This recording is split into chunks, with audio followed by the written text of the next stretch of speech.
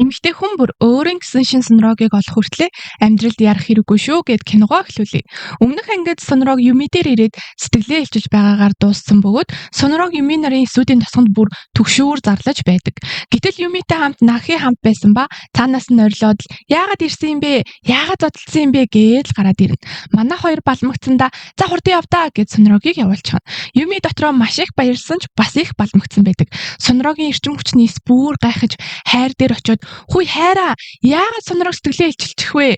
Гэтэл сонирхогийн рентген зургаан дах зүрх өмнө нь жижиг байсан бол өнөөдөр дахиад харсан бүр томорчихсан байж "Би буруу онш тавьжээ" гэд хайрээс хэлнэ. Тэгээд "Би залруулах болно" гэд юмигийн эсийн тосгон руу гүйчихэн тэр. Эсийн тосгоны хамгаалагчид сонирхогийн хайрын эсийг оруулах уу гэд ухааны эсээс асуутал хаалгаа онгойлгоод оруулчихаа гэж хэлээд орж ирэнгүүт нь шууд л шүүх хуралд оруулчихна. Шүүх хурал дээр нэгт сонирхог хачин үйлдэлээрээ юмигийн сэтгэл санааг өмүүлсэн. Үүнтэй санал нэг байна уу гэхэд хайрээс харин л дээ санаатай биш байхаа эвгүй санагдсан бол уучлаарай хүлээн зөвшөөрч байна гэв. Хоёрт ямар ч шаардлагагүй нэмсэглэл сайхан сэтгэлээр зүрх сэтгэлийг нь догдлуулсан гэхэд энэ бол сонирхогийн төрөлхийн сэтгэл татан байдал. Гэхдээ хүлээн зөвшөөрч байна гэв. Гуравт бороотой өдөр шүхэр авчирч өгөн юмигийн сэтгэлийг догдлуулснаа хүлээн зөвшөөрч байна уу гэхэд тийм ээ л гэд. Дөрөвт эхлээд тэр нь боломж олгочхоод өөрөө болцоонд явна гэж сэтгэлээр нь ус цацсан нүглээ хүлээн зөвшөөрч байна уу. Тавт юмигийн сайн дуутай болцоонд явчихад Женигийн сэтгэл санааг хүмүүснээ хүлээн зөвшөөрч байна уу. 6-т одоогийн хайртай болсон гэж хэлээд бүх харилцааг сүйтгэсэн нүглээ хүлээн зөвшөөрч байна уу гэхэд бүгдийг нь хүлээн зөвшөөрч байна гэд. Яллагдагч шин сонирхогийг сэтгэл санаа өмүүлсэн хэрэгээр хайр сэтгэлээс нь татгалзах шүүхийн шийдвэр гаргаж байна. Мөн цаашид дахин сэтгэл санаа өмүүлэх хэрэгээс зайлсхийж сонирхогийг юмигийн эсийн тосгоноос хөөж байна гэх нь тэр.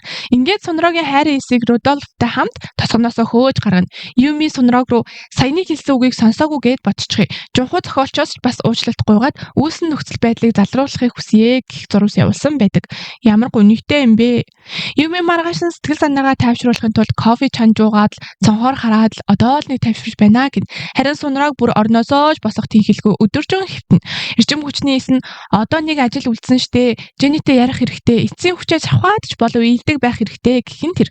Ингээд сонирхог Жени рүү өчигдрийн явдалд үнэхээр их уучлаарай. Үнэндээ ойртой завгүй байгаа болохоор гэж зурс бичиж байтал Жени залгана. Уцаа аваад сонирхог шууд өчигдрийн явдал уучлаарай гэхэд Жени өчигдөр хуучин найз залуу минь залгаад уулзсан. Тэгээд би дахин нийлэхэр болсон юм аа. Чамайг буруугаар ойлгочихгүй гэд хэлж байна. Юми ихчиж бас би өөрөө хэлчихнэ. Ойлгосон баярлаа гэд уцаа таслана. Үүнийг нь Юми сонсоод мэдрэмжийсэн хүүе. Тэг нийлэх байсан юм бол нэг хоногийн өмнө нийлэхэд яадаг юм бэ? Тэгсэн бол сонирхогийг хөөж явуулахгүй штэ.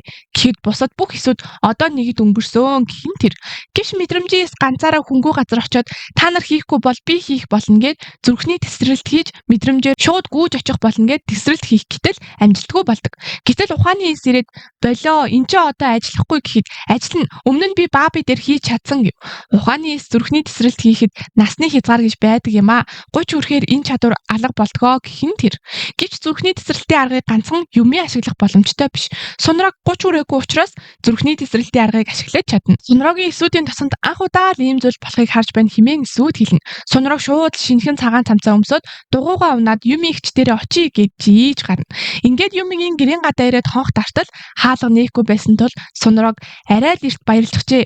Тэгээд ч хэдэн насны зөрүүтэй билээ дээ. Чамайг ир хүн гэж харахгүй штэ. Буцъя чамд ийм зан зохихгүй гэд урамгүйхэн сонирхог буцаад явж байтал Женигээс ойлгосон баярлаа. Хизээ нэг өдөр уулзах байлгүй дээ гих зурус ирнэ. Тэгснээ Юми ихчийн хурим дээр таарч магадгүй гэхийг уншаад сонирхог Юмигийн хурим болж байгаагаар төсөөлнө. Ингэх үед зүрхний тесрэлт бүр хүчтэй дахиад нэг удаа хийгдэх нь тэр. Сонирхог шууд Юми рүү хамаг хурдаараа гүйж чинь. Энэ удаа гэрлүүн биш офис руу очиход Юми байж байх нь тэр. Хонх дарахад яг л өчигдрийнхтэй адил нөхцөл байдал бий болдог. Юми энд юу хийж байгаа юм гэж асуухад сонирхог юу хийж байгаагаа хэлж мэдэхгүй нөхцөл байдал.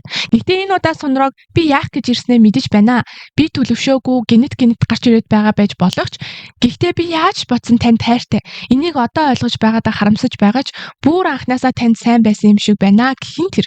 Гэтэл Юми өчигдөр хэлсэн мэт дээ. Бас би татгалцсан. Гэтэ дахиад л нөгөө үгээ хэлж байгаа юм уу гэхэд сонирхог тийм ээ харамсаж магадгүй гэж бодоод л гэх нь тэр.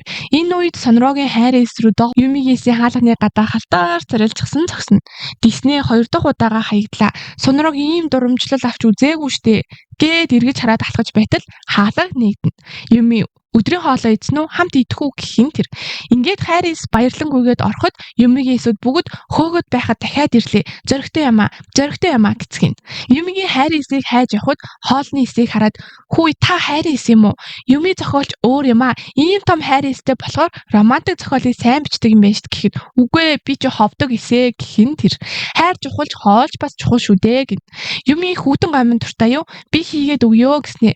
Хоёрыг идэхүү, дөрвийг чанчихыг гуруулаа байгаа болохоор "Наахи гараад ирээ" гэд ойрлоход Сунраг шууд сандраад "Наахи бас байгаа юм уу? Зүгээр хоол ичгээд яв гэсэн утгатай байсан юм уу? Би буруугаар ойлгосон юм уу?" гэд сандрахад Юми нэмсэглээд "Тоглож байсан юм аа. Би нэг гомн цаддаггүй л дээ" гэхин тэр. Тэгснээ Сунраг босож ирснээ "Зөвхөн хүүтэн гомн л идэх юм уу?" гэхэд Юми харин мах амттын шарвал гоё л доо. Дааж байхгүй болохоор гараад эсвэл хоол ичих юм уу гэхэд Сунраг "Үгүй ээ, нөгөө хариултаа хэлээгүй байгаа болохоор л та хариултаа хэлэхгүй юм уу?" гэхэд "Өдийн хоол хамт идэ гэж хэлсэн штэ. Тэгэд усаа буцалгаж байна" гэхэд "Эн чинь тэгээд хариулт юм уу?" гэхдээ зэрэгцээд Сунрагийн Харис Юмигийн Харисыг олж уулзна. "Хүлээж байсан юм ирсэнд баярлаа" гэд тэрвэрнэ. Юми "Би ч бас чамд сайн. Одооноос сайн хичээцгээе" гэхин тэр. Юми хичээнгүйлэн хүүтэн гомонгоо чанж байхад Сунраг босож ирээд "Би туслая. Би өндөг шарахтай сайн шүү хичээ" гэхэд Юмид бүр таатай санагдана. Игч гэхийг нь сонсоод Юмигийн тачаалис сэргсэн байдаг. Сунраг "Игчээ, та өмнө нь дүү хүнтэй үерхэж байсан уу? Ажлын газрын хүнтэйгээ үерхэж байсан уу?" гэд олон асуулт зэрэг асууж эхэлнэ. Тачаалис "Эхний хичээл бол сугдалт" гэхэд ухаанис "Энэ арай эрт байна. Сунрагийн зан ашиг харах хэрэгтэй штэ" гэхэд Сунраг шууд л өөрөө хөвлийн газраас 1 км-ийн зайд холцсны дараа сугдалцаж тэврэлдэж бүслэхийгээр тэрвэрч болно гэхин тэр. Тэгснээ ажил дээрээч бас 1 км дотор бид хүрэлцэж болохгүй аюултай гин. Тачаалис бүр хуучинсаг байгаа юм биш үү гэд шүмжлүүлнэ. Юмитэй жаахан ойрцсон чинь Сунрагийн Тачаалис гарч ирнэ. Харис тэр жижигхэн юм байхад Тачаалис нь аврах том юм байх нь тэр. Сунраг Юмигээс "Хүмүүс үнсэлцэхдээ ер нь хэр хугацааны дараа үнсэлцдэг юм бэ? Эхний өдрөө зүгээр үү?" гэснээр шууд уруул дээр нь үнсээд авлаа. "Oh my god, энэ Сунраг бүр гал. Юми энэ чи ажлын байр штэ. 1 км дотор болохгүй гэсэн биз дээ" гэхэд Сунраг "Өнөөдөр амралтын өдөр болохоор зүгээрээ" гэд дахиад үнсэлцээд эхэлнэ. Ингээд манай хоёрын доглол дүүрэн үерхлийн өдрүүд эхэлнэ. Юми хөвлийн газар ирэхэд Сунраг гарч ирээд шууд "Сайн байна уу зохиолчоо? Ерөнхий редактор ирсэн хүлээж байгаа" гэд албан ёсны хэм маягтай болно.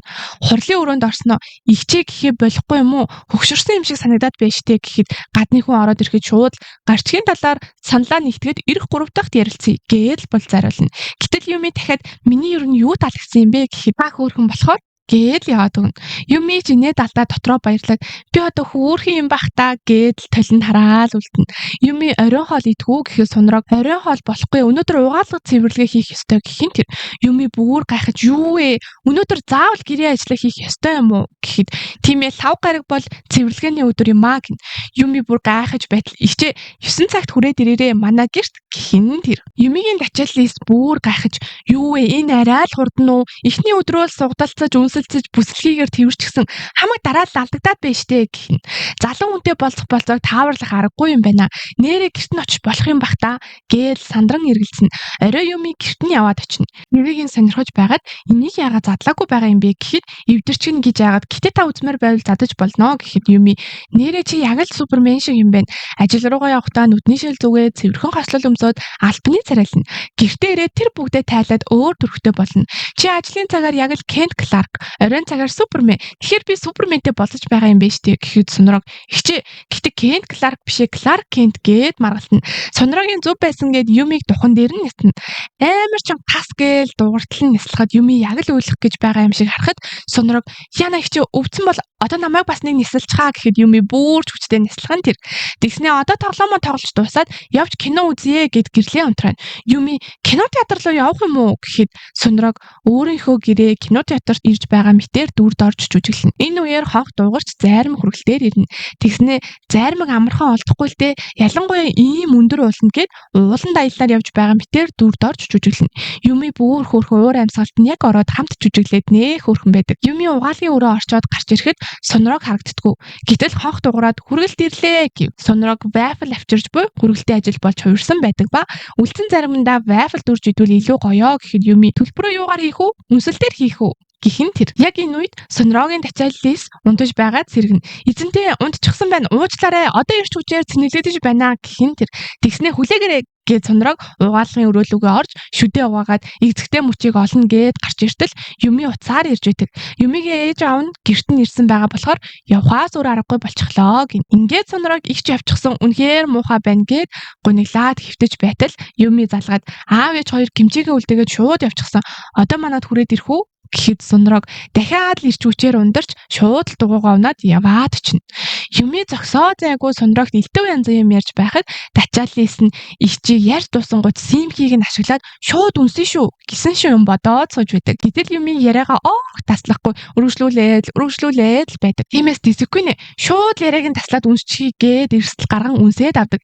Энэ нь ч амжилттай болж манай хоёр үнсэлтсээр шууд л унтлагын өрөөлөө явнаа. Төгсгөлийн 8 дугаар нь Юми хөвлийн газар ирж байгаагаар эхэлнэ. Орж ирээл шууд Сонироогийг хайдагч өдрийн хоолндоо гарсан болтой ширээн дээрээ байдаггүй. Гэтэл ерөнхий редактор хурч ирээд "Хүү Юми зохиолчоо та эрт ирсэн байх шүү. Хурал 1 цагаас шүү дээ" гэхэд харин зам төвжирсэнгүй гин. Тэгснэ ерөнхий редактор "Өнөөдөр та нэг л өөр байна. Бүрч илүү гэрэлтээд байх юм. Ямар нэг сайхан зүйл болоо юу? Ингээд тэр Сонирог мөн золиг ажлаа сайн хийж байгаа биз? Хумсын төдий таалагдахгүй зүйл гарвал шууд хэлээрэй. Би тэр мөх өстой" Гэхдээ зэрэгтэн Сонирог орж ирдэг. Ингээд хурлын өрөөнд хоёулахна байхдаа Юми үерхэж байгаа гэдгийг ерөнхий редакторт хэлье. Бүр сүлд нь мэдүүлэх их гомдох байхаа гэхэд Сонирог яасан ч болохгүй. Өмнө нь фитнест хамт тасгал хийж байхад нь ерөнхий редактор сүүлийн үед найруулагчид ажлаа аятайхан хийчихгүй зохиолчтойгоо хайр дурлалын асуудал үүсэх нь үнэхээр өрөвдөлтэй санагддаг гэхэд Сонирог тийм хүмүүс бол найруулагч байх эрхгүй хүмүүс шууд редакцийн багаас хасах хэрэгтэй гэсэн байдаг. Бас бусаанд байхдаа би ажил дээр хизээ сэтгэнэхгүй. Гэхэд редактор яаж байгаа юм бэ? Сэтгэнж болно штэ гэхэд үгүй энэ бол миний зарчим гэж хэлсэн байдаг. Тиймээс л зарчмаа биелүүлэх гэж зайгаа барьсан ч миний эд шидэнд автаад бие барьж чадлагүй над дээр ирсэн юм уу хэмээн Юми үг хайна. Сонирог бям гарагт таны төрсөн өдөр юм чи хоёулаа нэг шөнө 2 өдрийн Кёотогийн аялалд явах уу гэхэд Юми чи чин хятад руу тамилтаар яваад яг тэр өдөр ирнэ биз дээ. Ядрын штэ болох юм уу гэхэд Сонирог болно. Төрсөн өдрийн билгийг дараа нь өгвөл утгагүй штэ. Энэ бол миний зарчим гэхэн тэр Юмигийн эсүүдийн тасганд зохиолчис ерөнхийс болохт нь зохиолчисийн цамхаг боссон байдаг бол Сонироогийн эсүүдийн тасганд 29 жилийн турш бий болгосон зарчмуудаар босгосон томоохон зарчмын цайз байдаг. Гэхдээ Юмигээс болоод сүүлийн үед энэ зарчмын цамхагийн ханууд нэг нэгээрээ цуурч суглагдсан хаягдсаар байгаад цамхаг ганхаж эхэлсэн байдаг. Мөрдөгдөөгүй зарчим бүрийг гаргаж хаях ёстой гэн. Хамгийн сүүлд ажлын хүнтэйгээ хайр дурлалын харилцаа үүсэхгүй гэдэг ханыг Юми сэтгэлээ илчлэх үедээ гарган хаяхад цамхаг бараг л нуран унах гэж байдаг. Одоо ганцхан зарчим зөрчигдвөл энэ цамхаг нуран унах гэд байна штэ хэмээн эсүүдийн тосгонд үнэн самун үснэ. Тэгээд нэг хаягдсан бүсгүүдээ дахиад сэтгэлээ илчлэхгүй гэдэг Сонироогийн зарчим Юми дээр дахин очиход зөрчигдөж бас л бараг л ундын даван дээр арай ч үг гэж тогтно. Гэтэл энэ зарчмууд бол 29 жилийн турш хижээнгүйлэн босгосон Сонироогийн мөн чанар. Хэрв энэ нурвал Сонирог цаашид Сонирог биш болно гин. Ингээд баасан гараг болж аяллаа өдөр ирнэ. Сонирог дөнгөж Хятадаас буугаад ачаагаа авчгаад бүртгэлээ хийлгээд Кёото явах онгоцонд Юмитэй уулзахаар тохиролцсон. Гэтэл Сонирог онгоцондоо суусан ч Юми орж ирдэггүй. Угаалгын өрөөнд уруулаа бодон зогсож байгаад гарч иртэл ерөнхий редактор энэ онгоцонд явах гэж байгааг олж харна. Нөгөө ерөнхий редактор Ким Жухо зохиолч хоёр Кёото явах онгоцонд ороод ирэхэн тэр баларсан. Хамт ажилдаг хүнтэйгээ болцохгүй болцсон ч баригдаж болохгүй гих зарчим бол Сонироогийн хувьд хамгийн том зарчим. Энэ нурж яасан ч болохгүй гин. Гэхдээ Сонирог Юмигээс яагаад суухгүй байгаа юм бэ гэхэд Юми би сууж болохгүй дараагийн онгоцоор Осака руу яваад очийгээд уцаа таслана. Сонирог шууд буух гэтэл онгоц аль хэдийн хөөрөх гэж байна гээд буулгадаггүй. Сонироогийн суусан онгоц газардахад Юми онгоцны тийз огт олдохгүй байна. Би одоо гэрлүүгээ явж байна. Нэгэнт очсных чи сайхан амарчгаад ирдээл гэв. Нөгөө жунхуу зохиолч редактор хоёр Сонироогийг үгээр идэж гарнаа хөрхий. Чи хаягдчихсан юм уу? Ганцаараа аялаагүй биздээ найз охинтой байсан юм уу гээд өөр аргагүй болсон Сонирог Кёотод ганцаараа хооллож, ганцаараа зурагт үзэж, ганцаараа усанд орж, ганцаараа гуниглсаар амралт дуусаж ашгүй буцаад ниснэ. Сонирог онгоцноос буухад Юми Сонирог Сунрагийг тосгоор ирсэн байдаг. Сунраг их л дурамчхан байдаг ч Юми надад ч гэсэн муухай байсан. Яа Каалагны гаднаас буцсан штэ. Чи чин ажил амьдралаа сайн ялгадаг хүн. Гэтэл ийм зүйл болж байгааг ерөнхий редактор харвал чиний нэр хүндэд муу штэ гэхэд Сунраг шууд л мөхөгийн тэнэг зарчим гээд машинаа зогсоож байгаад ерөнхий редактор руу залгаад би Юми зохиолчд үерхэж байгаа гэд хэлчихэн тэр. Жунхаа зохиолч ерөнхий редактор хоёр бүр мэлцэл гайхаж хоцорно. Юми гайхаад чи яаж байгаа юм бэ гэхэд Сунраг тэр мөн хөгийн зарчмаар юу нь яадаг юм. Угаасаа л зөрчигдөхөөс хойш гэв. Юми ч нагдаас болоод зарчмаа зөрчиж байгаа юм уу? Надад тийм их хайртай юм уу гэд аялснаас илүү яг энэ мөчөд би илүү их жаргалтай байна гэд баярлана. Мэдээд Сунрагийн зарчмын цамхаг нуран унаж Юмид эзлэгдэнэ. Сунраг ажил дээрээ ирэхэд ерөнхий редактор шууд дуудаж уулзаад чи ажил амьдралаа ялгадаггүй зохиолчтойгоо уулздаг найрууд өчөд бүгд зайлах ёстой гэж чи өөрөө хэлсэн мэдтэй. Чиний зарчим гэсэн мэдтэй гэхэд Сунраг хүний зарчим өөрчлөгддөг л бидтэй. Хүний роботоос ялгарах ганц зүйл нь өөрчлөгдөх гэхин тэр ерөнхий редактор бүр чи бардамнаж байх шив. Өдрийн хоол хамт идцгээе гэхэд би завгүй байгаа юм а. Төрсөн өдрийн бэлэг өгч чадаагүй маргааш анхаарал томилдоор явбал дахиад 7 хоног уулзаж чадахгүй гэхэд редактор бүр балмагдаж яаж ингэ шууд хэлж чадаж байна л гин. Сунрагийн зарчмын цамхагийн хамгаалагч Жанзан эсэд одоо хамгаалах цамхаг байхгүй учраас юу хамгаалах юм бэ хэмээн сөхөрч унна. Тэгээд цамхагийг нураасан Юми ихчийг одооноос хамгаалнаа хэмээн шийднэ. Юмид төрсөн өдрийн бэлэг болгож эмэг авч өгөхөөр үндэтлэлийн дэлгүүрт ирнэ. Тэгээд миний найз охин бол хөөхөн жижигхэн цагаан царайтай ухаалаг гуайлаг хамгаалахыг хүсдэг тийм л хүн. Тийм хүн тохирох эмэг байна уу гэхин тэр. Сунраг бүр Юмид унаж туслаад урсан нь энэ ярианаас нь шууд л мэдрэгдэнэ. Тэгснэ би ер нь тэрийг сонгож байна гэд нэг үндэтлэл сонгоно. Юмидээ уулзаад та догбуугийн туртай гэсэн болохоор энэ миний байн ордог газар байдаг юм гэд дагуулад явтал хуучин найз залуу Баабигийн аавын догбуугийн газар аваад ирхэн тэр. Юмич үгүй би орохгүй өөр газар орё гэхэд азар хаалцтай байдаг. Ингээд өөр газар идэж байсан ч Сунраг Баабигийн догбуугийн газрыг гүйцэхгүй юм байна л гэдэг. Тэгээ та яагаад тийшээ орохгүй гэд байсан юм бэ гэхэд одоо нуух шаардлага байхгүй юм чинь гэж бодоод үннээ хэлдэг. Гэтэл Сунраг хөөх тийм үү? Тийм байхаа. Эзэн нь хүүгийнхээ нэрээр нэрлсэн гэж байсан. Тэгэхээр таны хуучин найз залуу чинь Бааби гэдэг нэртэй байсан байх нэ. Би хит уулзаж байсан. Их царайлаг залуу байсан шүү дээ. Та ер нь их царай хардаг хүн юм байна. Гэхин тэр. Сунрагийн хамгаалагч Жанжингис Юмигийн эсийн тосгонд ирээд би насан туршдаа чамайг хамгаалъя, намайг оруул гин. Эсвүүд гайхаж тэр нь яана гэсэн үг юм болоо гэхэд Сунраг Юмид бөгөж өгнө. Өө бурхан минь. Жинхэнэ алмаазан шитгээтэй бөгж байх нь тэр. Юми бүр гайхаж яахаараа төрсөн өдрийн бэлгэнд ийм үнэтэй зүйл бэлгэлдэг юм бэ? Танах баян айл юм уу? Үгүй биз дээ. Яахаараа ийм зүйлийг юу ч бодлого авч өгж байгаа юм бэ гэхэд Сунраг хөөрхөн байгаа эцтэй. Төрсөн өдрийн бэлэг болон сэтгэлээ илчлэлт гэсэн үг гэснээ ихчээ хоёлаа гэрлээ гэд гэрлэх санал тавих нь тэр. Энэ Сунраг бүр гайхшруулж ханахгүй юм а. Гинтийн гэрлэх санал өнгөрсөн үеийг санагдуулах шаардлага үүсдэг. Эхний гэрлэх саналыг Юми гүнд тавьсан ч хариулт авч чадаагүй. Хоёр дахь гэрлэх саналыг Бааби тавьсан ч бүгжийг нь буцааж өгснөөр дууссан. Гэтэл одоо ганцхан сар болж байхад Сунраг гэрлэх санал тавьсан. Өмнө нь 9 сар 1 жил гарan үерхэд гэрлэх тухай ярьсан ч хангалттай сайн мэдээгүй 2 тийс болж байсан. Гэтэл энэ арай л хурдан байж тэгээд ухааны ис татгалзах ёстой гин. Хайрын сарин үгүй. Хайр сэтгэл цаг хугацаа хамаагүй штэ. Би шийдий гэж зөвшөөрөх гэтэл зохиолч болиулна. Юми юу гэж хариулах юм мэдгүй баахан утгаад Сунрагийн утас дуурч яаралтай томилтын автобусандаа суух болдог. Юмид шууд хариулахаас зайлсхийж хурдан автобусанд нь суулгаад явуулна. Энэ үед Юмигийн эсүүдийн тосгонд бараг л дайн болж байдаг. Өмнө нь гүвүүнийг яагаад хариулахгүй байсныг нь гомдож байсан ч одоо л ойлголоо. Бодох зүйл их байсан юм байна гэхэд хайрыс. Гэхдээ удаан бодож байгаад Юмиг алдсан мэдтэй. Хайр сэтгэл хугацаа гэж байдаг штэ гин. Юми насаар ивч болохоор энэ тухай яаран шийдвэр гаргаж болохгүй. Сайн бодох ёстой гэхин тэр. Энэ үеэр Сунраг залгахад Юми онгоцондоо суучихсан уу, явчихсан уу гэхэд үгүй танаа гэрийн гадаа байна. Онгоцны хөдөлгүүр гимцэн болохоор маргааш нисгэр болсон.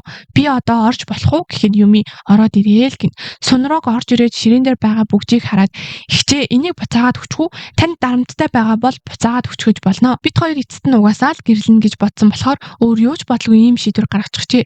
Гэхэд Юми хоёлаа уулзаад ердөө 1 сар болсон. Яагаад чи ийм ихтгэлтэй шийдсэн юм бэ хэмээн асуухад би итгэлгүй байсан бол анхнаасаа тань дээр очихгүй байсан. Тийм болохоор л би мэдэж байгаа юм гэд итгэл төгс хариулах нь тэр. Энэ үг Юмигийн сэтгэлд шууд л хүрнэ. Бүх хайр сэтгэл адилхан байдгүйгээрээ хайр гэдэг зүйл гайхалтай. Хайрыг өөрөөр мэдэрдэг энэ залууд өмнөх туршлагаараа хандах нь зохисгүй гэж бодсон хэрнээ бүгжийг буцааж өгөө. Надад хугацаа хэрэгтэй юм шиг байна. Энэ бүгжийг авчвал миний сэтгэл өдөр бүр хүндүрлэх юм шиг байна гэв. Сонирогч би хүлээж чаднаа гэд манай хоёр учраа олцсон. Гэтэл гинэд Юмигийн гэрийн хоох дуугарч ээж аав нь ирхэн тэр. Юми шууд сандарч Сунрогийг тагтан дээрээ нуучгаад аав ээжигээ оруулна. Гэтэл ээж нь ширээн дээр байсан бүгжийг олж хараад эн чинь хурмын бүгж байштай хин чамд өгсөн юм бэ гэхэд Сунрог тагтнаас гарч ирнэ. Тэгснээ танилцсандаа таатай байна. Юмигийн найз залуу шин Сунрог байна. Сайн байна уу аава ээжээ гээ танилцсан. Ингээд үзэгдэл солигдож Юми хурмын даашинзтай манай хоёр хурмаа хийж байгаагаар кино дуусна. Сунрог бол ямар ч эргэлзээ үгүй тайван итгэж болох хайр. Чи гуйх шаардлагагүй, араас нь гүйх шаардлагагүй. Энгийн мөчүүдэд чи хамгийн эрхэм хүн. Том сүр жавхлантайгаар хайраа илэрхийлэх шаардлагагүй. Зүгээр л өдөр бүр харуулах нь жинхэнэ хайр. Миний хамгийн их хайрлаж, нандинаж, догдолж үтсэн Юмигийн эсүүд цуврал маань энэ хүрээд дуусаж байна. Хайр сэтгэлийг олон янзаар харуулсан хэдий шаналгач гэсэн дуусах ёстой харилцааг дуусгавал цаг нь ирэхээр жинхэнэ хайр өөрөө гарч ирдэг байх нь. Ингээд бүгдээрээ дараагийн шин цувралуудаараа дахин уулзцгаая. Лайк дарж комментээ заавал бичээрэй. Коммент бүрийг уншаад илүү их ураморж цаашдын шин цувралуудыг цаг алдалгүй оруулах хүч ордог юм шүү. Баяртай.